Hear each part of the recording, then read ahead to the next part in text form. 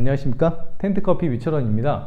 오늘은 블렌딩에 대한 얘기를 하도록 하겠습니다. 지난 시간까지 로스팅에 대한 수업을 했는데, 로스팅을 열과 시간의 미학이라고 했습니다. 그래서 시간에 따른 온도의 변화, 열의 변화에 따라서 어떻게 결정되는지에 대해서 제가 구간별로 설명을 해드렸고요.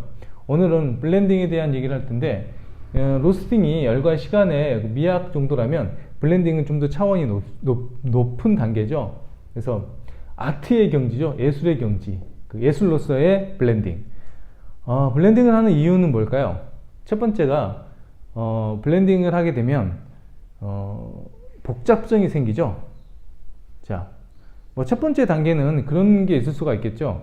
그러니까 그 안 좋은 콩들을 섞어 가지고 맛을 보완해내는 작용이 있고, 또 이제 그 단가를 떨어뜨리기 위해서 약간 저가의 콩을 사용을 해서 블렌딩을 함으로써 제조 단가를 떨어뜨리는 그런 것도 있겠죠.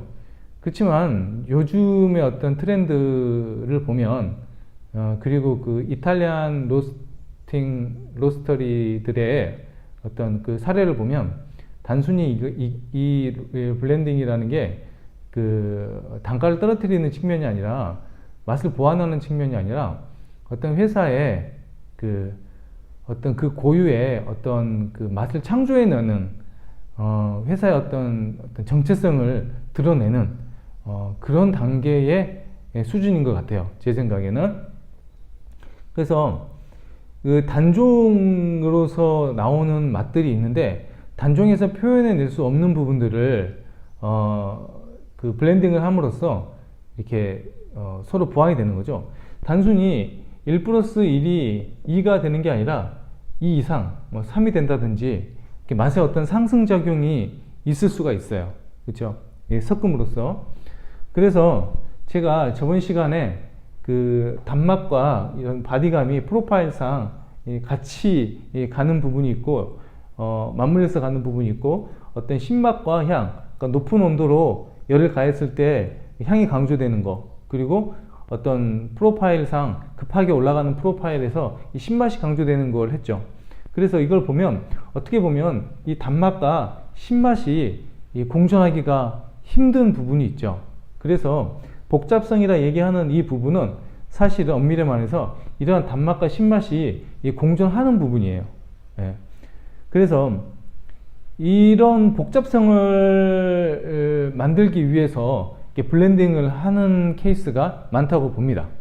더 나아가서는 회사의 어떤 그 아이덴티티. 자, 그러면 그 오늘은 그 블렌딩 하는 그 목적과 어떤 스타일에 대해 설명을 하겠는데요. 보통은 그 블렌딩을 이태리 회사는 오래됐죠. 이태리 회사가 하는 로스팅 스타일이 있고, 아마 미국 회사에서 하는 블렌딩 스타일이 있을 수가 있겠죠. 전통적으로 이태리 같은 경우에도 그 나폴리 쪽과 어죠? 나폴리 쪽과 저기 밀라노 쪽에 어떤 좀 스타일이 좀 다르죠. 예를 들어 가지고 로부스타가 들어간 강한, 쓰고 묵직하고 강한 커피 같은 경우는 나폴리 쪽이고, 약간 그래도 뭐 로부스타 함량이 적고 약간 배전도가 조금 낮은, 그러니까 약간 신맛이 나는 쪽, 그런 쪽은 또 밀라노 쪽이죠. 그러니까 나라 내에서도 이렇게 스타일이 조금 다릅니다. 네. 그러면 맛을 이렇게 프로파일 상으로 맛을 표현해내는 것보다 이 브랜드 배합으로 맛을 표현하는 게 훨씬 더 쉽고 그 선이 확실하죠.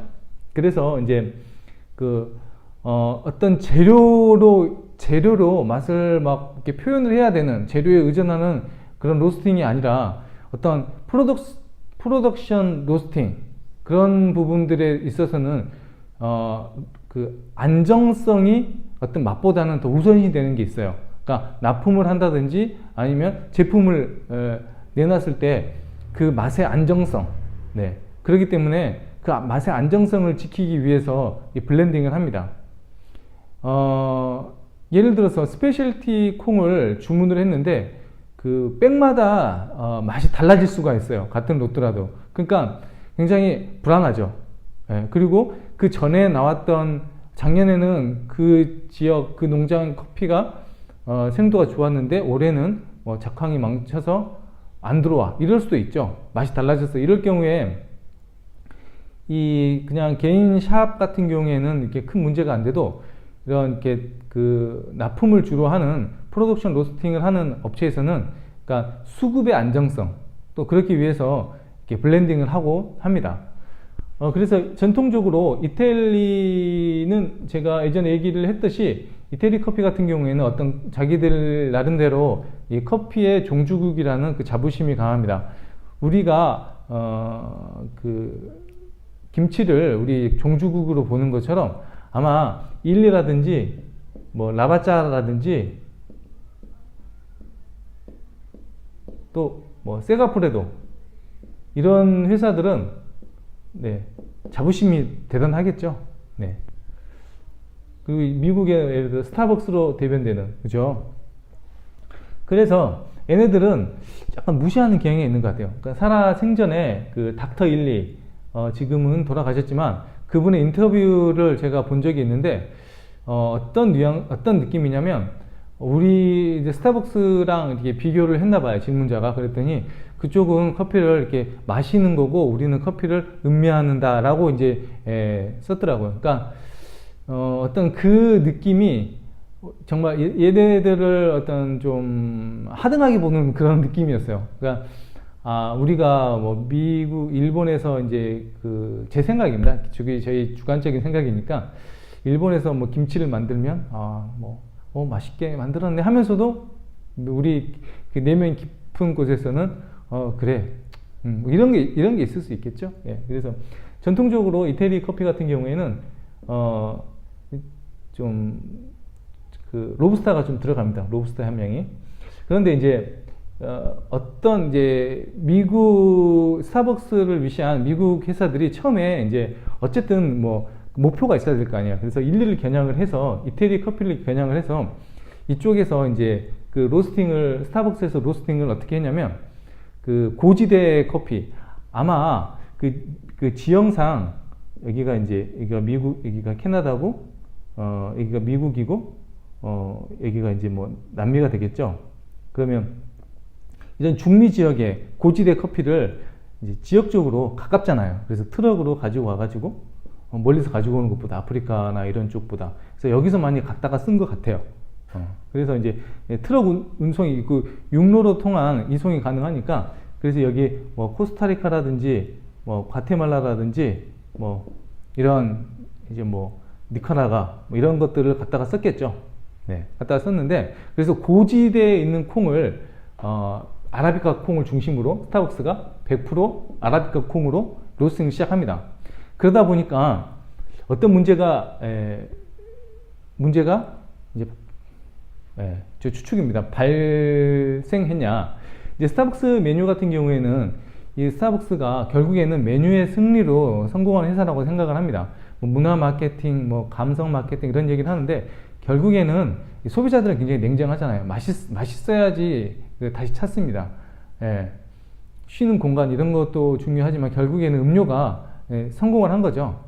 모든 면에서 성공을 한 거죠. 그래서 그 스타벅스 같은 경우에는 달달한 메뉴가 많이 있잖아요. 그래서 이러한 고지대 아라비카로 로스팅을 했을 때 이제 그 우유랑 섞어서 나가는 이제 베리에이션 음료 같은 경우에는 약간 이제 우유에 밀리는 현상이 나타나죠.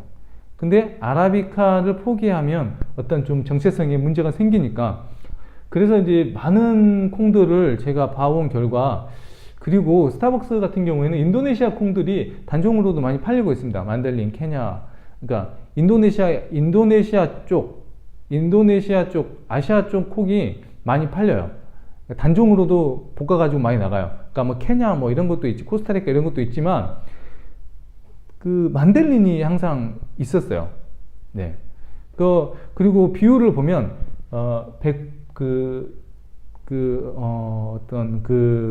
인도네시아 만델린 비중이 높아요. 만델린으로 아마 그 바디감과 그 쓴맛을 잡았던 것 같아요. 근데 쓴맛이라는 거는 우유랑 섞었을 때 이 고소한 맛이랑 통하니까 아마 그런 베리에이션 음료를 대체하기 위해서 아마 아라비카 만델링을 쓰지 않았나 그렇게 추측을 해봅니다. 일리는 로부스타부터 아라비카까지 되게 다양하게 포진되어 있죠. 블렌딩 자체가. 그리고 일리 같은 경우에 너무너무 훌륭하고 대단한 회사다 보니까 백업이 많이 되어 있던 것 같아요. 백업으로. 그래서 어떤 농장이 만약에 작황이 안 좋았을 때 다른 농장으로 대체할 수 있는 그런 수많은 데이터와 농장이 확보되어 있겠죠. 그건 결국에는 블렌딩을 위한 거고 제품의 안정성을 위한 거다. 그렇게 생각이 듭니다. 그리고 일리 같은 경우에는 인도 쪽에 로부스타를 단연간 독점 계약을 해서 인도 쪽에 인디아 쪽에서 콩을 많이 가지고 쓴 걸로 제가 알고 있습니다. 지금 이제 계약이 끝나서 이제 풀린 걸로 알고 있는데 단연간 하여튼 독점으로 인디아 쪽 콩을 가지고 왔어요. 그리고 세가풀의 라바짜 같은 경우에는 약간 포지션이 이제 좀 애매하죠. 아주 훌륭한 회사인데 둘이 라이벌 관계로 하지만 이쪽은 좀 여러분 다 아시다시피 맥도날드에 들어가는 중저가 커피도 만들고 라바짜 탑 클래스는 굉장히 훌륭하죠. 아주 굉장히 훌륭한. 세가프로드는 로부스타 함량이 지나치게 많아요. 그러니까 이거는 아마 그런 좀 나폴리 쪽 그러한 스타일의 커피가 만들어지지 않았냐. 그래서 제가 왜 이 얘기를 하냐면